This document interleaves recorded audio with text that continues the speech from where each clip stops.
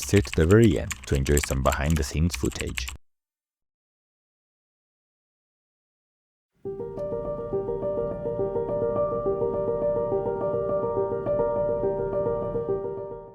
"2025 has been a beautiful year for the Couch Connect podcast, and I think we wouldn't have made it this far if it wasn't for you. A year ago, on a day like this, we were at about 400 subscribers. And today we have crossed 14,000 subscribers.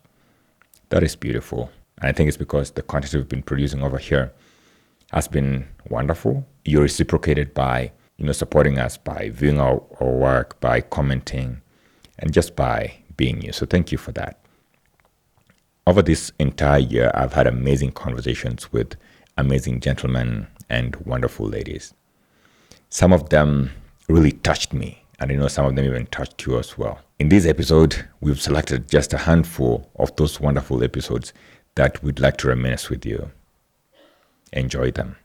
And before enjoying them, remember that on Sunday, January 4th, we have a live recording at the Kenya National Theatre. All these are to commemorate 100 episodes of the Couch Connect podcast. Thank you for locking it over here. Enjoy this episode.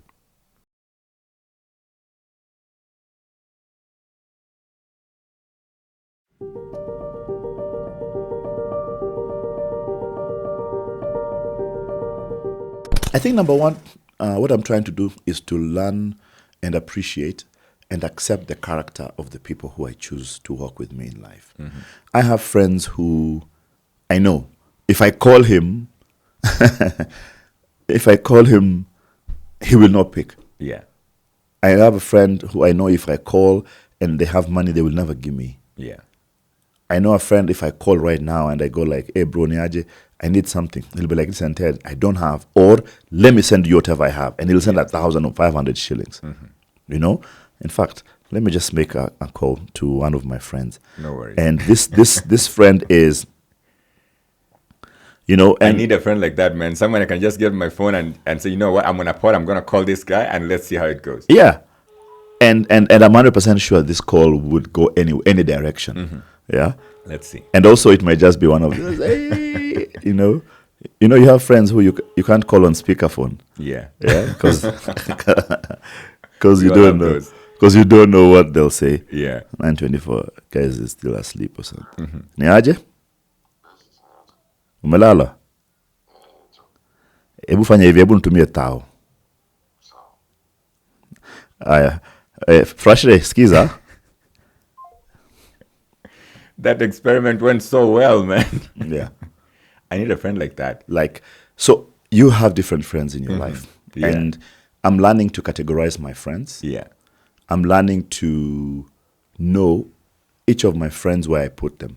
Mm-hmm. And also what kind of pressure do I put on my friend. But four things which a man defines a man according to my life. Number one, a man is defined by love and his knowledge of the character of God. You see, if a man understands who God is, then he's able to look at things and say, you know what, I'm going through a hard time, but this will happen. Yeah. I'm going through this will happen. This will happen. I've been in places where I'm desperate. I'm at the total end of my rope, bro. You can't believe it. Mm-hmm. And I've sat in my bed and cried and asked God, why are you leaving me alone? But if you know the character of God and you can cry and you wake up and go like, you know what? God, I still trust you. Yeah. Even if this thing is hard, I still trust you. Yeah. So the first thing is God. Mm-hmm. Second thing is the circle of friends that you keep. And why is it so important for me to talk about the circle of friends? We just talked about friends just now. Yeah. I have decided that I have friends around me for different seasons. Mm-hmm. And I have the same, and be very wary of people who have different best friends in different times. Yeah. I have had friends around me who you can say, this guy has been with Ted for 10, 15 years. Do you know why? Because of accountability. Mm-hmm. That if you want to know the character of Ted, call his friend. His friend will tell you, 4 years ago, he went through this. 7 years ago, this happened. 12 years ago or 20, because consistency also is a very, very important part of humanity and life. Yeah. People who are very inconsistent with everything, there's a problem. So accountability is important. But also remember that in the Bible, twice, and more to the story of the 4 men who took their friend to Jesus, it clearly says that when Jesus saw their faith, bro, it means Jesus came through because of other people's faith, not the faith of this dude. So if I'm your friend, Ogato, and something is going wrong, my faith can actually help you. That's deep, man. So I realized that even if I don't believe, even if you don't believe, like your circle can actually, and let's go even deeper, business. There is no way you can hang out with 4 billionaires and you don't have money. True. But also, it's the other way around. There's no way you can hang out with 4 thieves and you're not one. And there's no way you can hang out with 4 poor people and you're not one. It's as simple as that, because bad morals ruin good morals.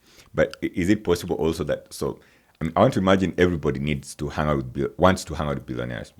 They also need to hang out with these billionaires.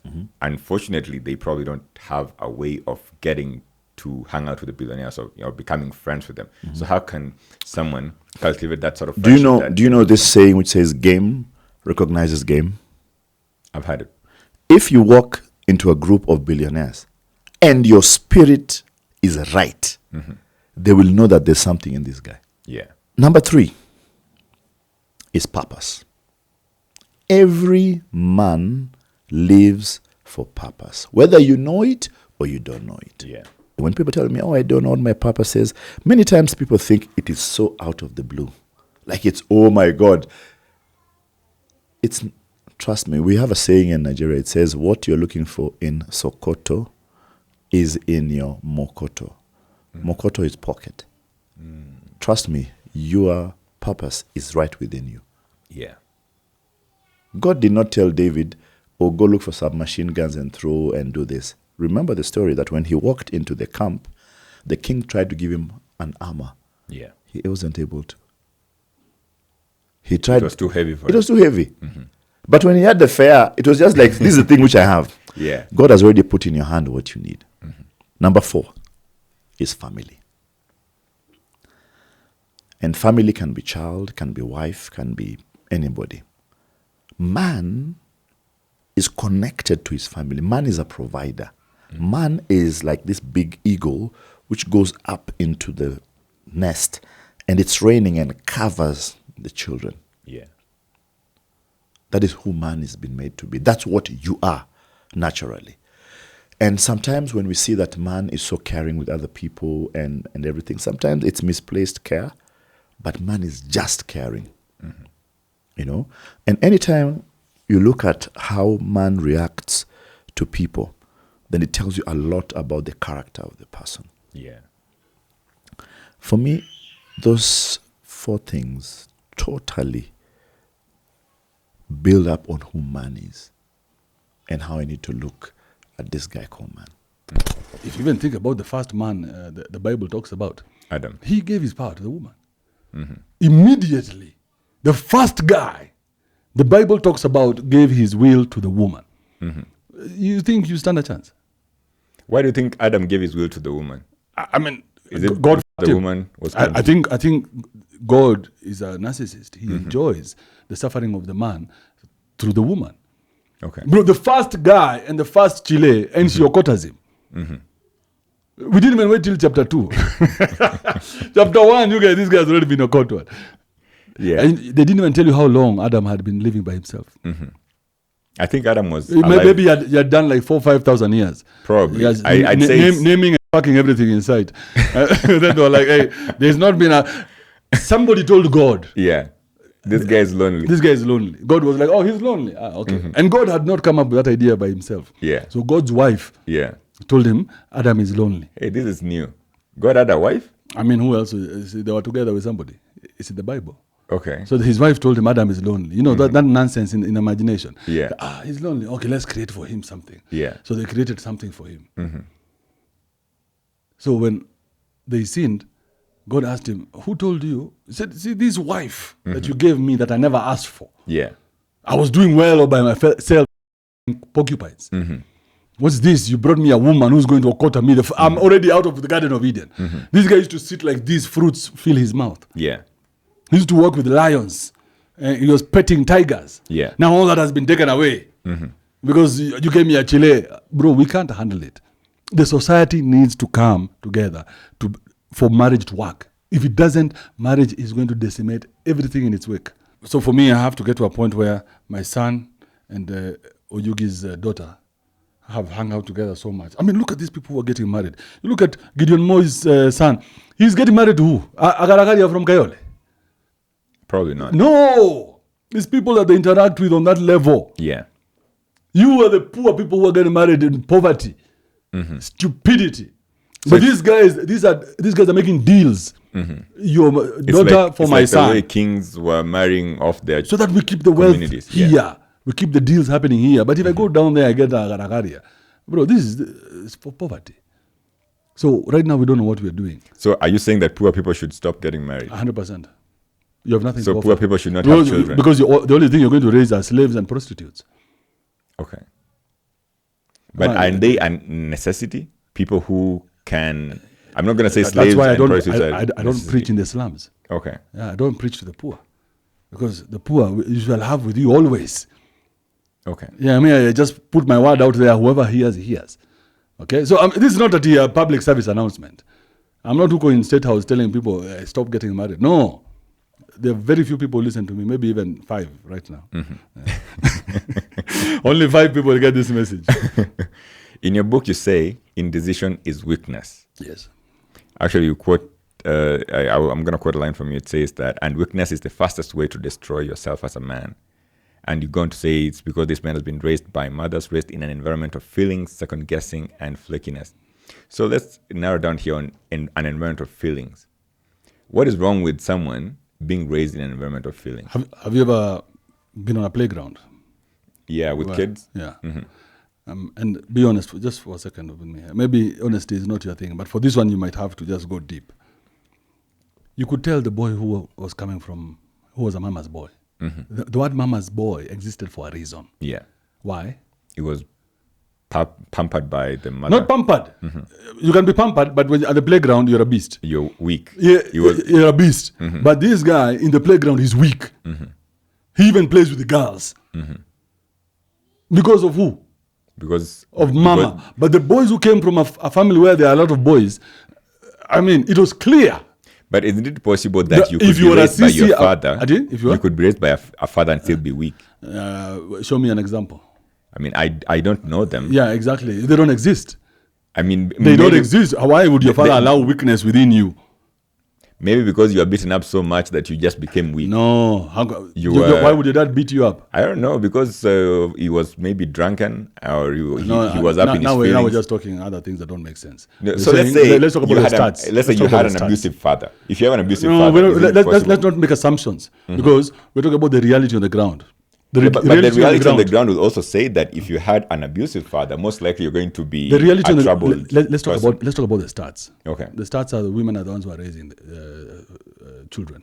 Those are the stats.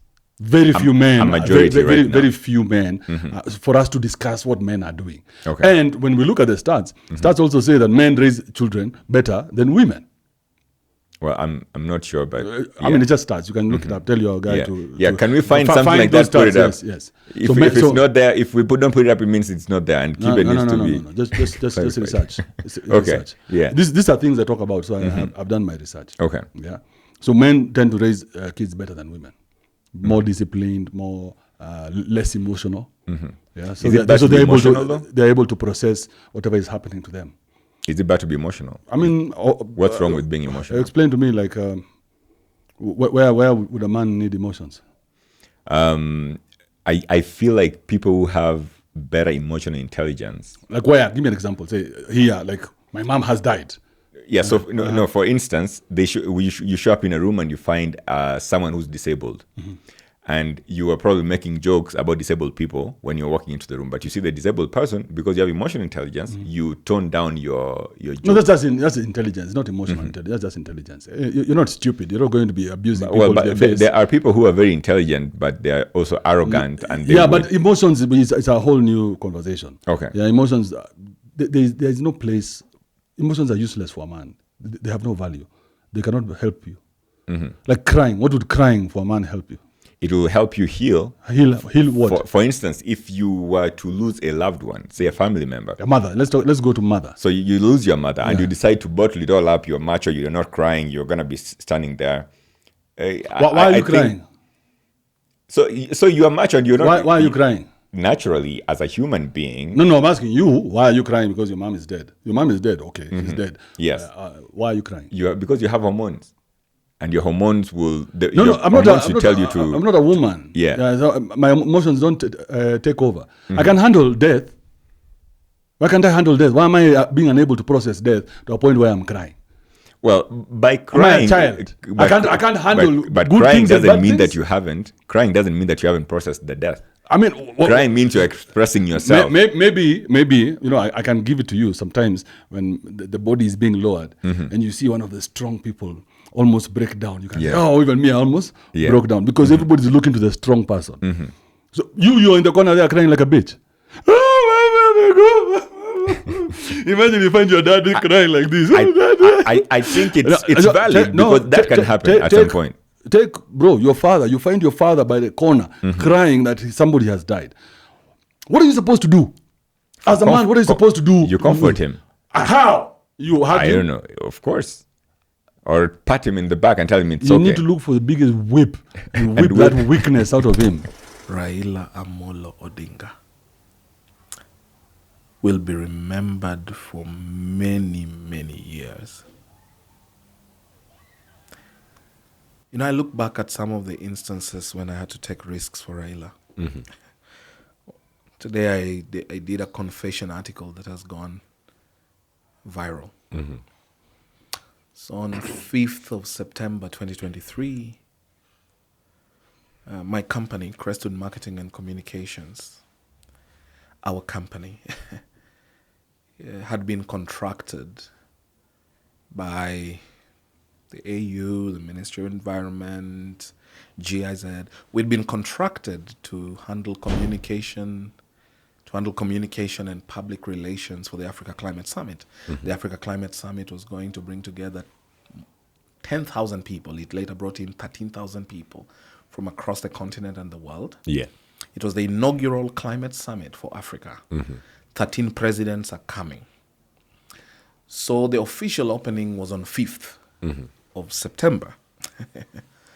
So being part of the core team that was coordinating it and being a rank outsider then, because we had just gotten out of government, I was doing my private business.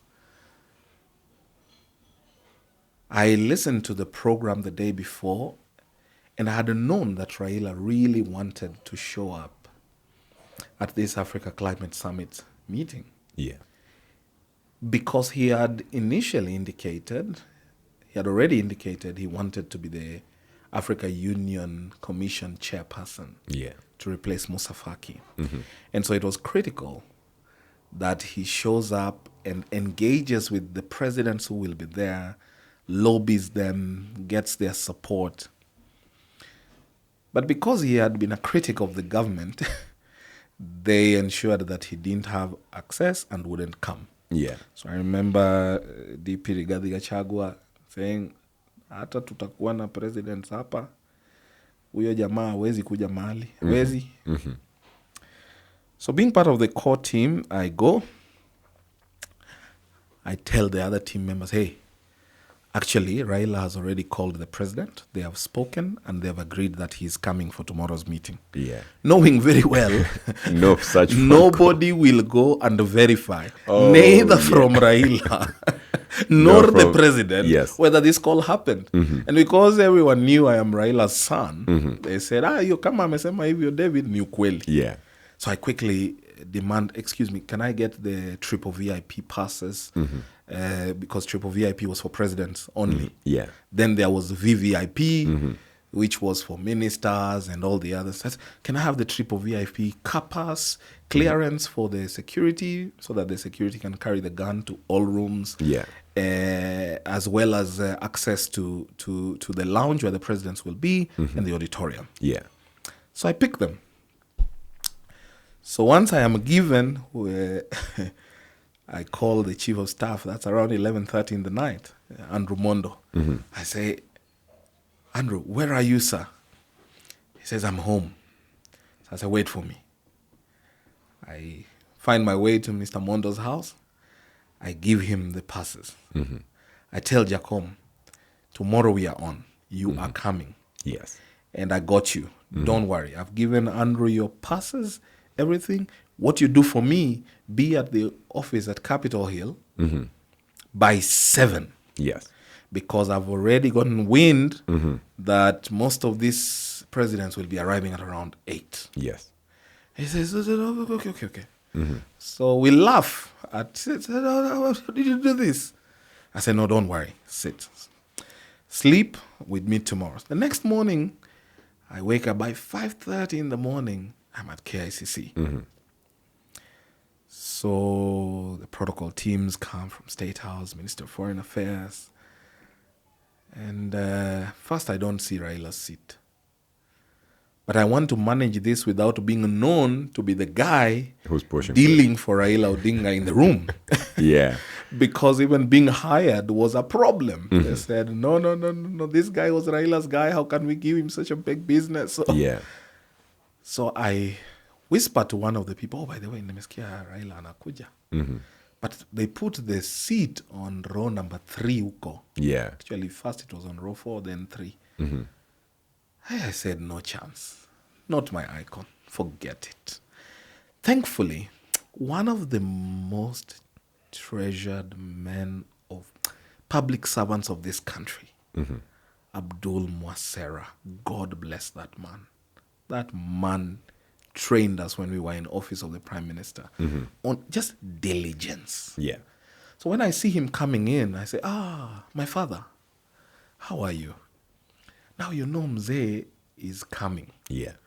Says, yeah, he's coming. And nimeona amewekwa huko. Says, Goes to the back. What we do, now tell me, how do we rationalize this? So we sit and he comes up with an idea and I chime in and we agree, actually, why don't we state that all the former prime ministers and all the both former and serving prime ministers and vice presidents will sit at the front. Yeah. Then we move the others. And that's how we got John Kerry's seat out, the former U.S. Senator. State Secretary. Yeah. Secretary. Put it at the back. Yes, he was a senator, you're right. Put it at the back. Put Raila's seat in front. Now, next thing was to guard this seat. Now I was keeping an eye. You I'm gotta be seated there. miles away. But your My eye is strictly on the seat of Raila because of the hostility Yeah. that was there. We are done preparing the seats at around 10 minutes to 7. It's been marked. And I tell Mwasera, this will be the person chaperoning the prime minister or having him the protocol person. Yeah. So I donate one of my staff, Anne Wamboye, who's our head of shared services. I say, Anne, you're already cleared by the security to be a triple VIP protocol. You will take care of Baba.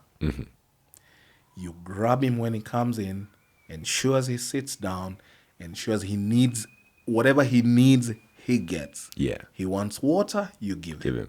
He wants a health break, you take Get him. it. You want whatever he wants.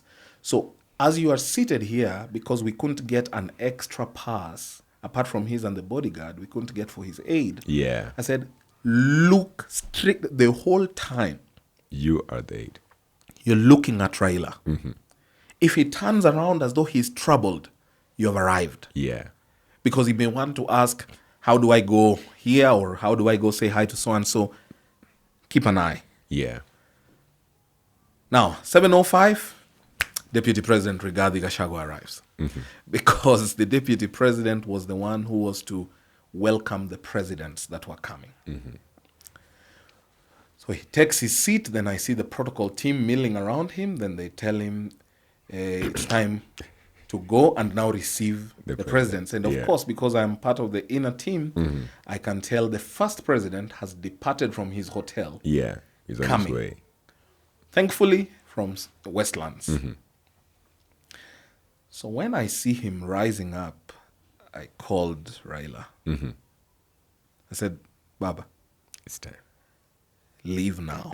So he hands the phone to Ogeta, his guard. Yeah. He said, give him direction. Yes. I tell him now, this is how you're going to come. 1, don't open the window. 2, display the car pass prominently. Get a sellotape, stick it on the window. Yes. On the windscreen. Windshield.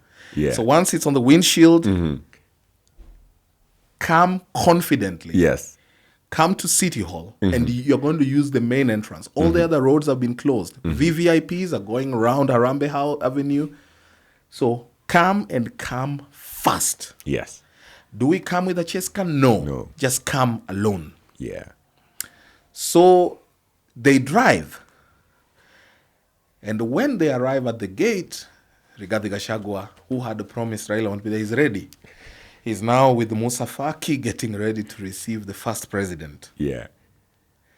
And the car drives in, and the protocol security opens. The first person to be shocked is the protocol security. He doesn't know how he's going to tell the deputy president, Yeah. this guy is here. He opens, sees Jacom, closes a little, whispers to Rigathi, Yeah. say, The first president. it's live on almost all Major news networks. major news across networks. the globe. Oh Actually. my God. Now there is no chance for saying no. Hafai Yeah. kukua hapa.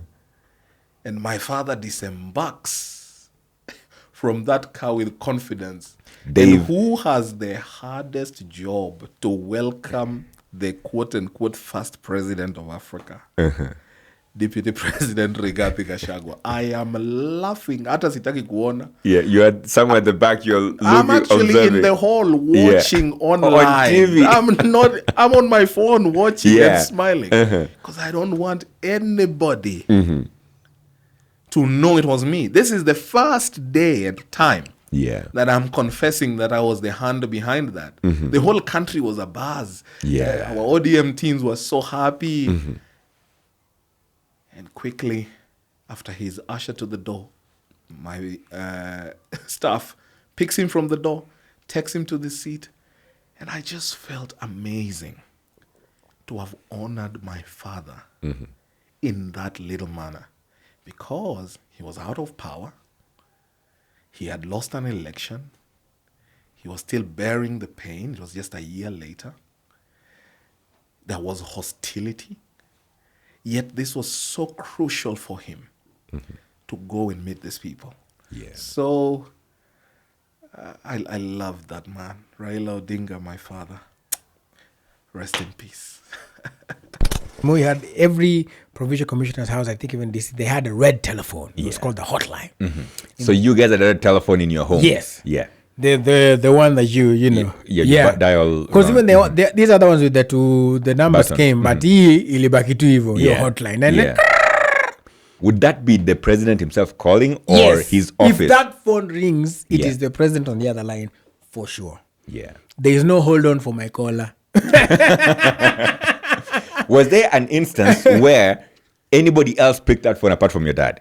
No, except for now this one time that I did. Okay, yeah. So let's go to that. story. Yeah, so it rang. My dad wasn't there. So it rang again. I was actually just passing. I was like, How old are you? maybe class 1, 2, 3 thereabout. Was I?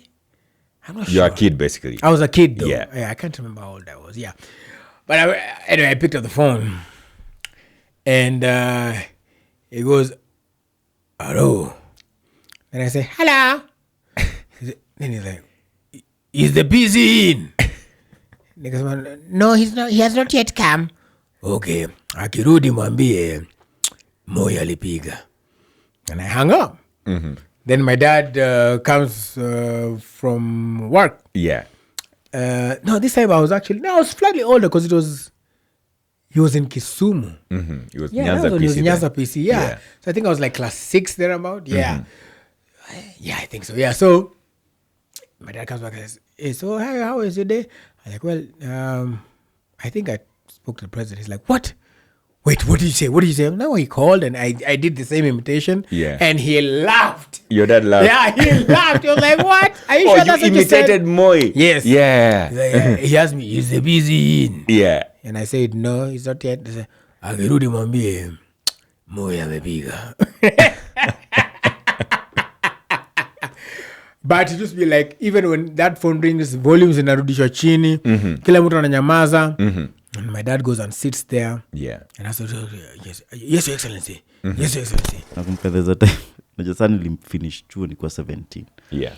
And there was a time it was Valentine's Day. Na bash ilikuwa the zone. Yeah. The zone was formerly the pavement. So mimi nimepatana tao, nimengoja. I don't know where she. Bashia nani iko? Ilikuwa tu ni rave. Oh, okay. Dijana kama. Nini nakumbuka hii ngoma ilikuwa P Square. Check it, all the chicken heads. Oh, yes up. So time na enjoy music. Niko nje ya club kwa sina ID. Yeah. Ude mwenye mekuja na yeye ako ndani. Ako na idea. Because madem ako na check yeah. because club needs more chicks. For you to attract more money. Yeah, of course. So alikuwa nakuja time I was a pitcher snake. Time alikuwa anatoka. Niko na mgoja ile time anakaa mkupunga hewa. Anakama anihaga afu ananiambia, "Sawa, ntarudi ndani." Alienda akiendaga. Nakumbuka mimi na boys wangu hataki kuingia cause yeye alikuwa na ID. Yeye alikuwa I think 89. So by the time yeye anamaliza chuo alikuwa 18 already. So yeye because of solidarity hakuingia. You were staying there with you. Alikaa na mimi kwa pepe. Man, big up that guy, man. But looking back at it, looking back then kona jiadmire. Imagine nika kwa baridi the whole time. And then sasa because I had a camcorder. So kakuja nini the following day tukamit ndio nimuonyesha zile picha Ulikumpiga jana. Na zenye pia nilikuwa hapo nje. Paka nilikuwa nimejipiga moja hapo nje. Some sucker shit. But I understood. You know what? Honestly, that is sad. Yeah, it was sad. Did you feel sad though when it was happening? Yeah, at some point. I almost got robbed nini. Oh, your camcorder. Mkanilienda. Unajua sasa now I've been out in the cold the whole night. Yeah. Kai maskini mtoto wa watu. So nimeenda Sanford. The only joint nikasema acha nikule chipo. Yeah. Kwa sasa mat za kwetu. Remember mali natoka tena. Hakuwa na mati. Gadega. So so lazima ningeenda place. Time isonga songe. Yeah. So sasa ningoje around 5 huku hivi. Mati zikuje. So nimeenda nini? I'm dozing off. Alafu tena sikuwa na do. Nilikunywa tu bia mbili hapo club Katika. Sasa kupanda huko Katika. Nikapata pia maboys wengine wajua wako na nini na IDs. Yeah, hapo. Yeah. So nikakunywa nini nikafika tao, kaingia hapo Sanford. Then I'm dozing off, nasikia kuna na feel kuna kitu na move. Kuna mseme by fries amekaa next to me anataka kunipo. Hiyo time unajua kuwa team staff M-Pesa wasn't that. Ilikuwa imeanza but we were still using cash. So money was in the pocket. Sana jaribu. Nikaona acha nitoke. Place nilishukia nilipitia kwa forest man. Ndio fika kwa sasa route yetu bado the nini azikuwa. So nikatumia 119 nikashukia place. Then we had to pass through that Jonjo whatever. The Jonjo farm property. Yes. Na kuna forest and coffee plantation. So mimi nilienda na boys fulani naitwa Kama tu. Hiyo time nikaona this nini is too young. I'm too young for maybe relationship yote. Nikajita mkutano. Kasema if that's nini if that's the line. That's the trend. I'm not equipped. Yeah. So I think nile nikaanza kumlenga. Not for me because hakuwa anichukia, but nile I just surrendered for bigger guys. Yeah. When ongeza kumhandle. Amazejo. People say, especially for Christians, they say that Christians are against porn and masturbation simply for religious reasons. Yeah. It's not entirely true, okay? It's not just religious reasons, okay? When you come through a class, we tell you this thing is not good, period. And I'm gonna counter perhaps what Mwafrika would advocate for. Yeah. Number one, when you watch porn, as a man, you produce dopamine. Your brain produces dopamine. Dopamine is a feel-good chemical that that says, this feels so good. Let's do it again. It's almost like it sends a reminder saying, remember this activity. It longs for it again. Now, dopamine is good because it helps us trace what is healthy for us in life. You have a good moment with someone, you have good food, you have good experiences, good memories. Dopamine is released. Okay, the way our body is meant to produce what I would call healthy dopamine is through what we call a reward cycle. A reward cycle goes like this: input, wait, reward. Okay, so that's simple. Input, wait, reward. It's almost like farming. Okay, you sow the seed, you wait, and you tend the seed, and then it grows, brings forth a produce. Okay, so dopamine almost works like that farming process, the healthy kind of dopamine. And that healthy kind of dopamine stimulates you to keep shooting for those goals in life that will give you that high, that healthy high. Now, the problem with porn is that it gives you what I would call a cheap dopamine. A cheap dopamine is a dopamine that comes from input, reward. There is no waiting period in the middle. And so it collapses the two.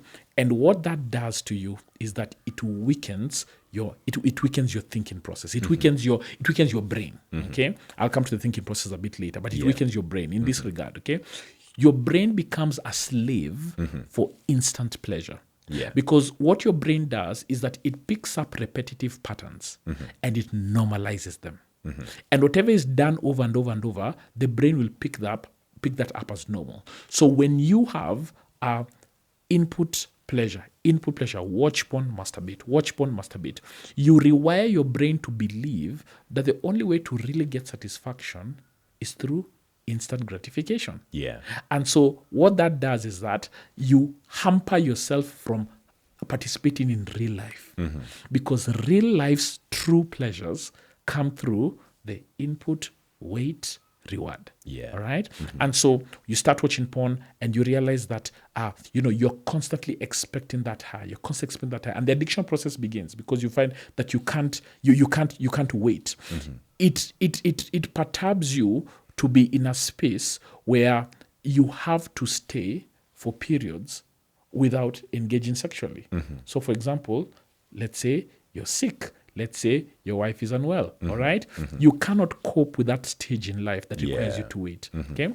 The next thing that it does is that porn causes your body to produce excess testosterone. As it is, testosterone is responsible for sexual attraction for men, right? And it's almost as if your body has got a healthy dose of testosterone for you to be healthily aroused to women. Now, when you watch porn, your body produces excess testosterone. As a result of that, you become hypersensitive sexually. Okay. You realize that you cannot move around and have healthy interactions with women without your brain thinking about them as sexual objects. So you find healthy interactions with women go down. It's almost impossible for you to have a healthy interaction with a woman without your brain defaulting it to a sexual kind. You start to misread notions that women are sending your way thinking, hey, does she want something? She's attracted to me. She's attracted to me. She wants something. No, she's not. All right? So you see, it affects your relationship with women. Now, one of the worst effects is when it produces a protein called delta phos B. Now, delta phos B is called by neurologists the addiction protein. And it's an addiction protein because what it does is that it takes the repetitive activities you've engaged in, and what it does is that it cements them. It says, let's lock this in. This is our life. Okay, so delta phos B has got a very long half-life. It stays in your brain for a very long time, unlike dopamine. Dopamine comes and goes. Okay, and this is what delta phos B, it sends compulsive urges to your brain. So it's almost as if when you keep watching porn and now delta phos B starts getting produced, it sends a signal to your brain saying, watch porn now, watch porn now, like watch a porn positive now, watch feedback porn cycle. now, watch porn now. Exactly, and it's watch porn now. And it's compulsive. Compulsive meaning it's like a sound in your ear you can't shut up. You're trying to shut it, but it's there. It's like constantly tapping. Watch porn now. Watch porn now. Yeah. The compulsion is so strong that you can't help yourself but give in to it by watching porn. Almost the same as when when someone is an alcoholic. The compulsion is so strong. The only way they can calm down, and for even some of them, the finger shake is when they take a gulp, take a sip. Drink something, they relax. So the same can happen with pornography. And you find that the only way to calm yourself down is to watch that porn. And so what happens is that you become a porn junkie, so to speak. Yeah. You really can't function without nudity. Yeah. Now, what does this do to you? You find that your brain is constantly filled with all these images. You're constantly unable to think clearly because you're constantly being bombarded by all these images. Yeah. And neurologists tell us if you want to be free from just the compulsive urge, not the addiction itself, just the compulsive urge, you need to stay clean for up to 8 weeks. Okay. So you have to assume that you say, okay, no more porn. 1 week, 2 weeks, 3 weeks, 4 weeks. And as the weeks are going by, you're abstaining. So the delta force B starts by saying, watch porn now, watch porn now, watch porn now. Week 2, watch porn now, watch porn now. Week 3, watch porn now. Watch week 4, watch porn now. Week 5, watch porn. Week 6, watch. 7, watch. But it's decreasing. Yeah. And then let's say, just on week 7, just before you hit your week 8, someone tells you, hey, umeingia Instagram, umecheki chenye, so amesema. Then you go Instagram, and what happens when you go on Instagram? The first thing you see is a half-naked woman. You perhaps you're scrolling to go elsewhere, or maybe you go on X and you see a half-naked woman. If you linger on that picture, do you know what happens to your brain? You are bringing it back to its normalcy, to what it's used to. Yeah. Fresh delta force B is produced.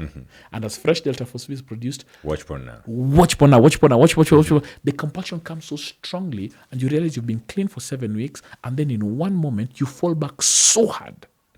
And you realize that you can't get out of it again. And with it comes depression. In fact, porn is one of the highest causes of depression in our times today. I don't know why psychologists don't tell us that. It's because it's one of those taboo topics. But if you look at the rates of suicide and depression as caused by porn, the results are very, very high. In fact, there's a study that they looked at 1,243 adolescents and looked at their consumption of porn vis-a-vis their attitudes towards life.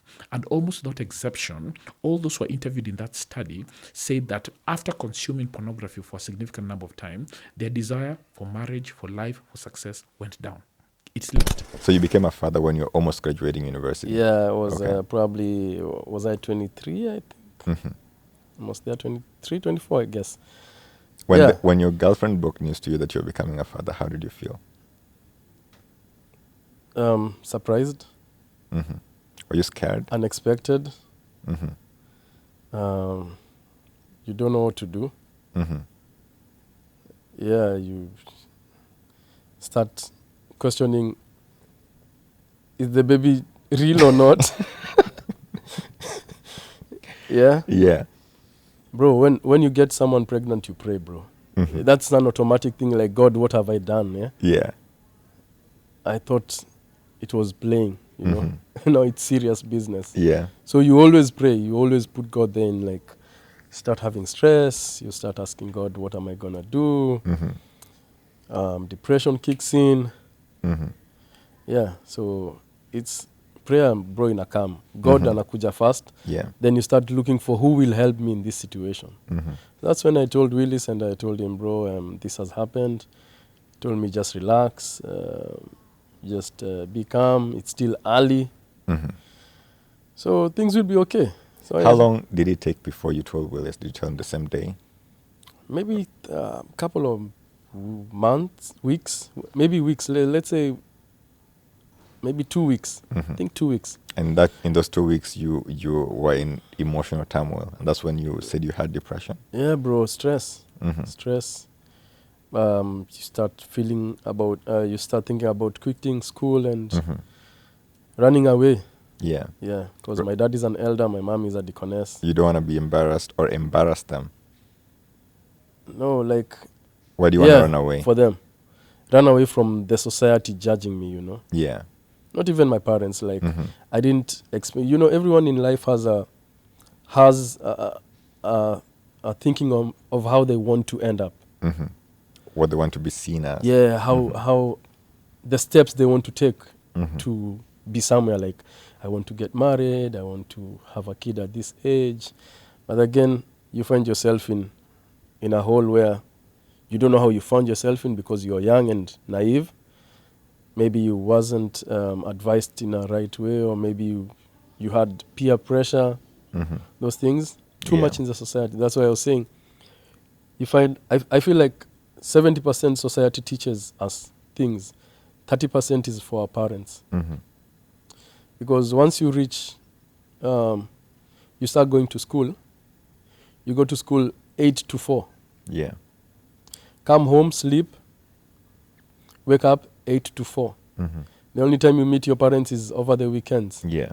If your parent another job, she's gone, you meet, So almost 70%, I feel like you will learn from the society, from your friends since kindergarten. Your parents, maybe parent wako anaenda job Eldoret, comes back in 2 times a month. Yeah. They only met you for the first 4 years. From 4 years on, and that's the age, you know A and B. You know what it is to, like, my son right now is 3 years old. I'm thinking of taking him to school because he's talking too much, stressing my wife. So that's the age you feel like, so you think that mtoto ananisumbua. You think that taking him to school is gonna help your wife be less stressed? Of course. Of course, she has. She'll be alone. She'll be going to the gym. Yeah. Relax. The baby is being taken care of by the school. So, I mean, I'm 35, you're 35. 35, you'll have a bit of life under your belt where you can compare, a season of like this. So I find that my life just tends to be better when I'm in a state of belief in God. Yeah. Now, because my brain won't let it go, what I'm trying to understand is this. Is my life better because of the real thing that I'm believing? Or is there some subtle guilt of having atheistic ideas and questioning that makes me self-sabotage? So I don't know if it's a real thing for when I still believe it's because God is now with me. Or is it in my mind? Because remember, a lot of us come to faith through indoctrination, whether we admit it or not. True. You're a kid. Anissa, that's all let's you go know. to church. Yeah. The people you look up to the most, your parents, your elder siblings, are all following this path. By the time you're coming of age, the software has been downloaded. Now, removing that software is very difficult. So that's why a lot of times, even people who are certain that there is no God in the conventional religious way are unable to walk away because that indoctrination is heavy, man. But I move between, man. I move between. Like, I'm not atheist, but questioning the religious story. You got to question it, and I feel like if you are a Christian and you haven't gotten yet to a level where you are questioning, then you still have some way to go. You got to have some doubt, and I think that doubt makes you a mature Christian. And if that doubt is going to lead you away from believing in God, so be it. But you need to walk that path, and I think that's how you realize your true self. What would you say for like a Pastor Nganga? Because I have my thoughts. I think Pastor Nganga is in business. Yeah, I think and I think he sleeps so soundly. I was hanging out with a guy today. So recently, Pastor Nganga slapped someone. Right? You that original slap or another one? He slapped another person? There's that famous one. There was only one I know. So it's the one we're talking about. Yeah. So I was told that guy is an actor. The slappee. Yeah. The slappee is a paid actor. Yeah. And I said this guy is a genius in his business because he creates the, when you think about it, how did that clip become viral? Maybe he probably shared it. Yeah. And he knows that he's going to create some sort of tension around it, and that's what he thrives on. And so I feel like he's doing very good business. But you see, the genius thing, I'll use your word, about Pastor Nganga is he's done something that most human beings are unable to do, where you accept to yourself, okay, I am a person purporting to present God in this way, but I know I'm false. Me, I know. When I'm looking in the mirror, I know sijifanyi. Yeah. Behind closed doors, can you imagine when they're rehearsing? Sasa mato, mi nitakuja nitakupiga bare. You can imagine being a fly on the wall in those conversations. Yeah. Like, these are all guys who've accepted what they're doing. I like to use Lovi as an example. Lovi strikes me as someone who also understands what he's doing. Yeah. Fundamentally. And he pushes the boundaries. You know Lovi? Yeah, I know Lovi. Will say- Pastor Lovi. Yeah, Wamboye. Lovi will say... Put up a picture of Lovi. And this guy was a believer in Lovi for a while. For a while, yeah. Yeah. Lovi will say, when I was in heaven, God showed me. And everyone's just like, whoa, this guy was in heaven, man. Wow. Let me hang on to everyone. Yeah. Can you imagine in his close quarters at home? He probably likes that joint. It's like, man. They bought that hook, line, and sinker. So, but that yearning to know who we are, what we are, where we come from, the origin of this whole thing is the most susceptible thing of a human for manipulation, because everyone wants to know what the hell is going on. Do you ever stop and be conscious enough to ask yourself, what the is going? What is this? A lot of these families, the ones that really stuck it out and have made it quite successful to the top tier businesses in Kenya, were because they united together as a front. Versus other cultures where 4 sons, 4 different businesses, 4 different houses, 4 different expenses. Yeah. Here everything's one. Right? All the effort is going into expanding this income stream. One business. But then also we're mitigating our expenses because we're all under one roof. Yeah. We're all pulling our resources and effort together. We're all staying to make this dream work. One thing that I even saw is folks carpool together in 1 or 2 vans headed to work. Yeah, exactly. And that's why a lot of these families, if you look at the brothers, for example, they, like the families, the Mwindis that I'm talking about, they always have nice cars. They always have big cars. That's because 4 of them are pulling to buy 1 car. Yeah. And they trade the amount of time they use it, but still they're able to afford such cars, they're able to afford such nice houses because you're pulling it into one resource. And as the world gets more complicated and more expensive to live in, I think as a society and a culture, we should realize that a hand has 5 fingers, right? Yeah. When you close it as a fist and you hit someone, the effect of it is much Massive. harder than if it's individually. Right? Exactly. So think about your family as this, right? Of strength of force. Yeah. You know, strength in numbers, the unity. And we should all sort of find a way to work together. Now, I know culturally it's very different because if I reference my friends who are Kikuyu, as soon as they're 18, they're like told, get out of the house, find get your out of here. independence. The good thing is they find their independence quite young. Yeah. Now, within the Windi culture, it's very different. Some people are still attached to their mother. At their 30s, they can't cook their own meals. They can't do this. They can't do that. Do you ever get independence then at any point? Do I ever get? Do they ever get independence at any point? I mean, it's based on family to family. Okay. What we have now is as the brothers get married, they move on to their own houses because whenever a woman comes in, the complications between the 2 women and the mother-in-law, and then it's sort of the different dynamics. And I've already seen families split up like that. But truth is, the men who sort of put their foot down and said, this is the way the family works, and this is you've coming into our family, and this is the way the culture is, they still manage to coexist peacefully. The best thing about mental illness is talking about it. Yeah. That's the first step you take. If you don't talk about it, chances are that even you will be mentally Yo. ill. Yeah. You might end up the same way as that person if you're not careful. Yeah. Why? Because you didn't talk about it. You did not look for solutions for it. Yeah.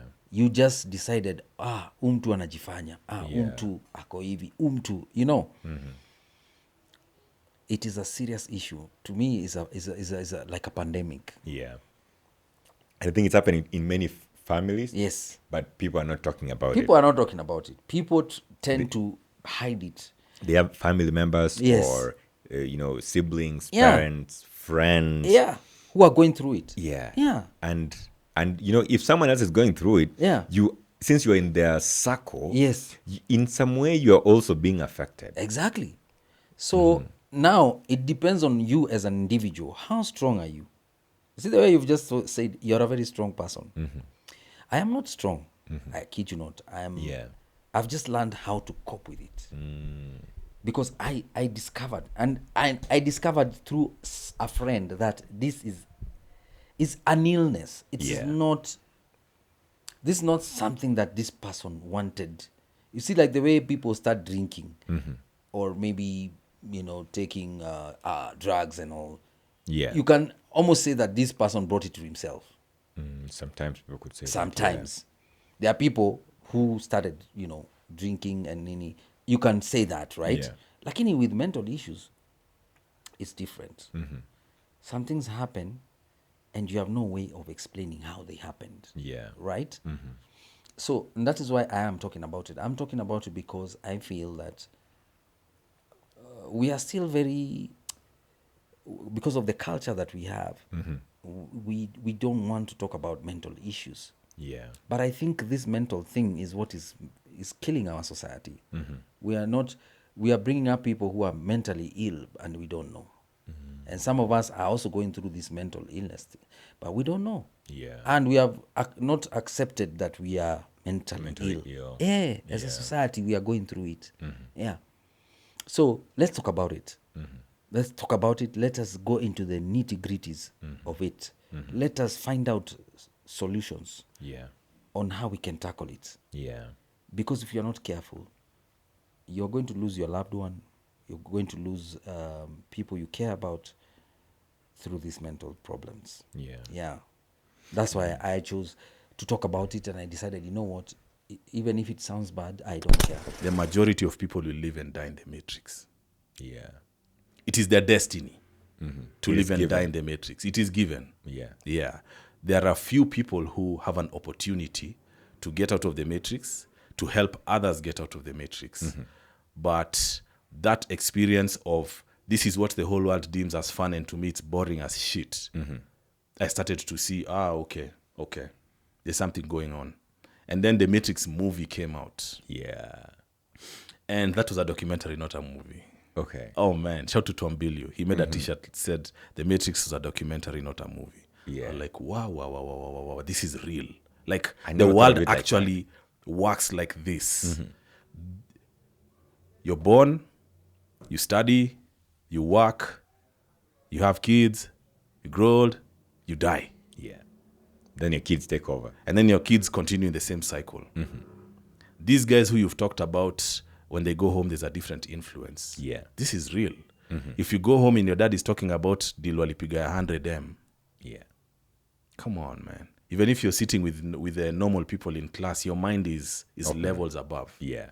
So to get out of the matrix is a decision. Or if you're chosen, then maybe that. But people have to see truth for themselves. And truth is not for everybody. Truth is very ugly. Truth is very painful. Looking at yourself in the mirror and saying, this is who I really am.